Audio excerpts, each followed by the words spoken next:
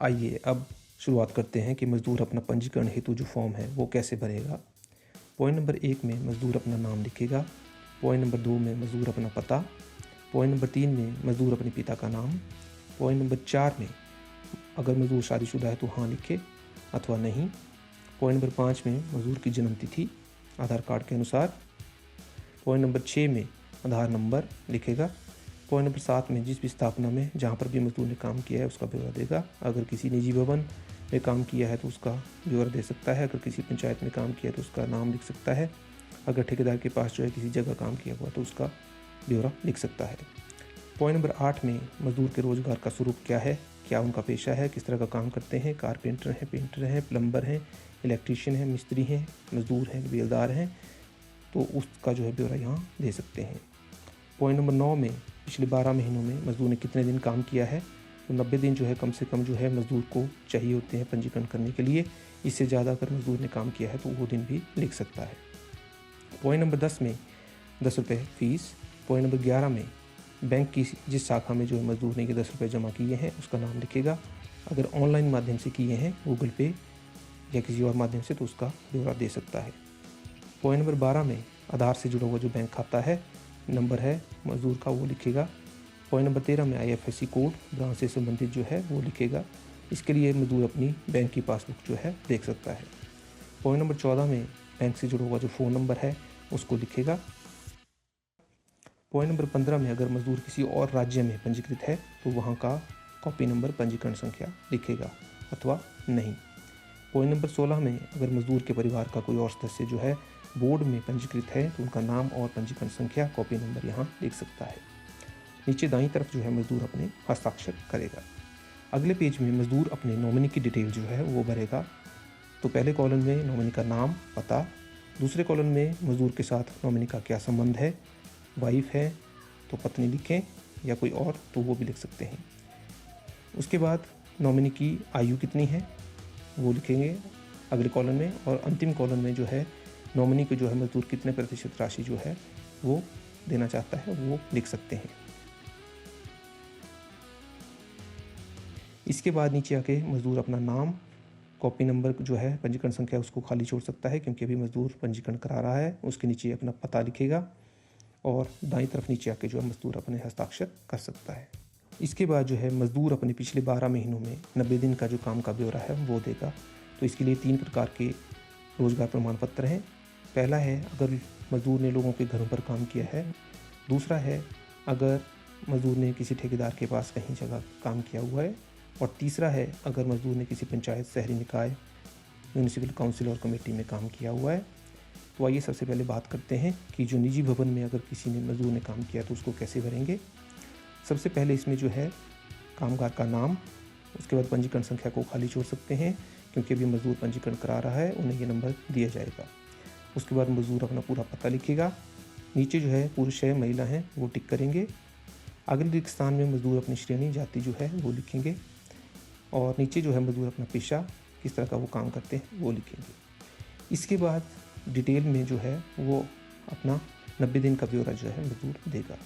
तो सबसे पहले कॉलम में जो है जिस मालिक के पास मज़दूर ने काम किया है और जिसके घर पे काम किया उनका पूरा नाम पता। अगले कॉलम में उनका फ़ोन, मोबाइल नंबर और किस तारीख से किस तारीख तक उन्होंने वहाँ पर जो है काम किया है। उसके बाद अगले कॉलम में कुल कितने दिन काम किया। अगले कॉलम में मज़दूर निर्माण कार्य का पूरा नाम लिखेगा और अंतिम कॉलम में जो है मालिक जिसके घर पे मज़दूर काम कर रहा है उसके हस्ताक्षर आएंगे। और इसी तरह जो है मज़दूर जो है कुल 90 दिन की अपना जो ब्यौरा है वो इस फॉर्म में दे सकता है। अगर एक से ज़्यादा मालिक के घर या लोगों के घरों काम किया है तो उसका जो ब्यौरा है वो ऐसे ही पॉइंट नंबर 2, 3, 4, 5 में लिख सकता है। इसके बाद दाईं तरफ नीचे आके मज़दूर जो अपने हस्ताक्षर एवं नाम लिखेगा। इसके बाद अगर अगला रोज़गार प्रमाण पत्र जो है अगर मज़दूर ने जो है किसी ठेकेदार के पास काम किया है तो उसका ब्यौरा जो है रोज़गार प्रमाण पत्र में देगा। तो सबसे पहले कॉलम में जो है मज़दूर ने जिसके पास काम किया उनका पूरा नाम पता। अगले कॉलम में उनका फ़ोन नंबर। अगले में कार्य अवधि कब से कब जो है काम किया है मज़दूर ने तारीख यहाँ पर लिख सकता है। उसके अगले कॉलम में जो है कुल कितने दिन वहाँ मज़दूर ने काम किया। अगले कॉलम में मज़दूर निर्माण कार्य का पूरा नाम लिखेगा और अंतिम कॉलम में जो है नियोक्ता जो है जो काम जिसके पास मजदूर कर रहा था उनके पूरा नाम और हस्ताक्षर। और इस तरह से अगर एक से ज़्यादा काम किए हैं, एक से ज़्यादा जगह पे काम किए हैं, तो उनका ब्यौरा जो है पॉइंट नंबर 2, 3, 4, 5 में दे सकता है और अपने कुल 90 दिन जो है उस तरह से पूरे कर सकते हैं। इसके साथ मजदूर ध्यान रखें कि जिस भी कॉन्ट्रैक्टर के पास उन्होंने काम किया है तो इस फॉर्म के साथ उनको अवार्ड कॉपी, जो काम के लिए जो अवार्ड हुआ है काम ठेकेदार को, उसकी कॉपी भी इसके साथ फॉर्म के साथ लगाएगा। और अटेंडेंस जो है कॉन्ट्रैक्टर के पास, ठेकेदार के पास, उसको भी इसकी कॉपी भी इसके साथ लगाएगा। इसके बाद दाईं तरफ जो है मजदूर अपने नीचे जो है हस्ताक्षर कर सकता है। अब अगर जो है मजदूर ने किसी पंचायत या शहरी निकाय, म्यूनिसिपल काउंसिल, कमेटी में काम किया है तो उसके लिए इस रोजगार प्रमाण पत्र को भरेगा। ऊपर वाली जो डिटेल है वो जैसे हमने पहले भरा है उसको वैसे भर सकता है। और उसके नीचे जो है प्रमाणित करेगा मजदूर की किस पंचायत में उन्होंने काम किया या किस शहरी निकाय में काम किया है, काउंसिल कमेटी में काम किया है। और नीचे जो है अपना जो है पूरे काम का ब्यौरा जो है 90 दिन का जो है देगा। तो सबसे पहले कॉलम में निर्माण कार्य क्या काम मजदूर ने वहाँ किया था उसका पूरा नाम, अगले कॉलम में स्टॉल नंबर, और उसके अगले 2 कॉलम में कब से कब जो है किस तारीख से किस तारीख तक उन्होंने काम किया, और अंतिम कॉलम में कुल कितने दिन वहाँ पर काम किया। तो इस तरह से अगर उन्होंने 90 दिन जो है एक से ज़्यादा काम में जो है वहाँ पर जो है कार्य में जो है अपना योगदान दिया है तो उसका जो है ब्यौरा यहाँ नीचे दे सकता है। इसके अलावा जो है मजदूर इस बात का ध्यान रखिए कि ज़रूरी नहीं है कि मजदूर जो है पंचायत में ही जो है वो 90 दिन जो है मिनिमम और कम से कम जो काम जो मजदूर को करना पड़ता है 90 दिन उसके लिए पंचायत में ही काम करेगा, वो कॉन्ट्रैक्टर और लोगों के घरों पर भी काम कर सकता है। तो कुल मिला के जो है तीनों में भी, तीनों रोज़गार प्रमाण पत्र में भी अपने दिन जो है उस हिसाब से 90 दिन जो है पूरे कर सकता है। इसके अलावा अगर मजदूर ने किसी पंचायत शहरी निकाय में काम किया है तो इस काम को जो है पंचायत सचिव और कार्यकारी अधिकारी जो है नगर परिषद के वो उसको सत्यापित करेंगे। और इसके ऊपर जो है कामगार अपना नाम हस्ताक्षर भी लिख सकता है।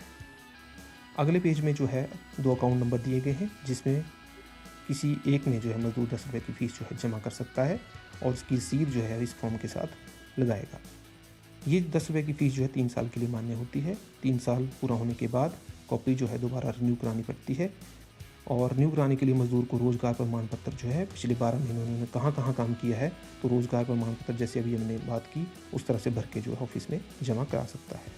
इसके अलावा जो और ज़रूरी दस्तावेज जो मजदूर को इस फॉर्म के साथ जो है जमा करने पड़ेंगे वो है Aadhaar card, 3 passport size photo, ration card, परिवार नकल जो हिमाचल प्रदेश के सभी मजदूरों के लिए ज़रूरी है, प्रवासी मजदूरों के लिए परिवार नकल ज़रूरी नहीं है। इसके अलावा बैंक अकाउंट की कॉपी वो भी इसके साथ फॉर्म के साथ लगाएगा। इसके बाद एक और ज़रूरी बात जो जिसका मजदूर ध्यान रखेगा वो है कि आधार कार्ड और बैंक अकाउंट के साथ मजदूर का फ़ोन नंबर, मोबाइल नंबर जो भी फॉर्म में भरेगा वो जो है लिंक होना चाहिए। तो इसके लिए जो है अपने नज़दीकी लोकमित्र केंद्र एवं बैंक शाखा से जो है संपर्क कर सकते हैं और अपना मोबाइल नंबर जो है आधार कार्ड, बैंक अकाउंट से लिंक करके रखें ताकि कल को जो है KYC या ऑनलाइन जब भी उनका रिकॉर्ड जाता है तो उसके लिए उनको कोई दिक्कत का सामना ना करना पड़े। अब आप अपनी स्क्रीन पर एक सैंपल भरा हुआ फॉर्म देख सकते हैं।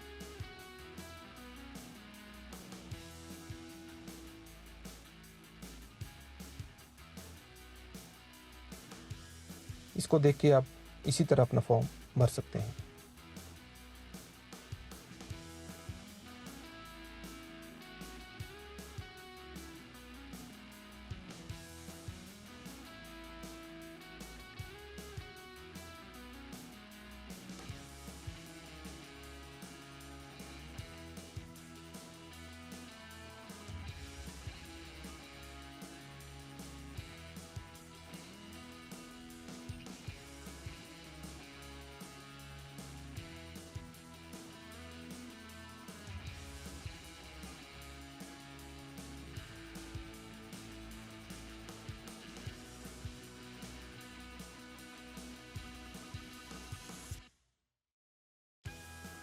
अब आप अपनी स्क्रीन पर हिमाचल प्रदेश भवन एवं अन्य सनिर्माण कामगार कल्याण बोर्ड की पुस्तिका देख सकते हैं।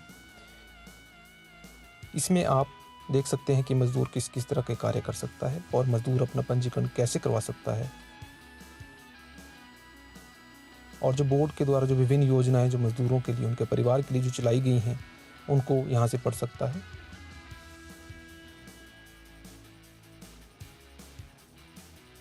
बाकी जानकारी के लिए आप श्रम कल्याण कार्यालय में संपर्क कर सकते हैं। धन्यवाद।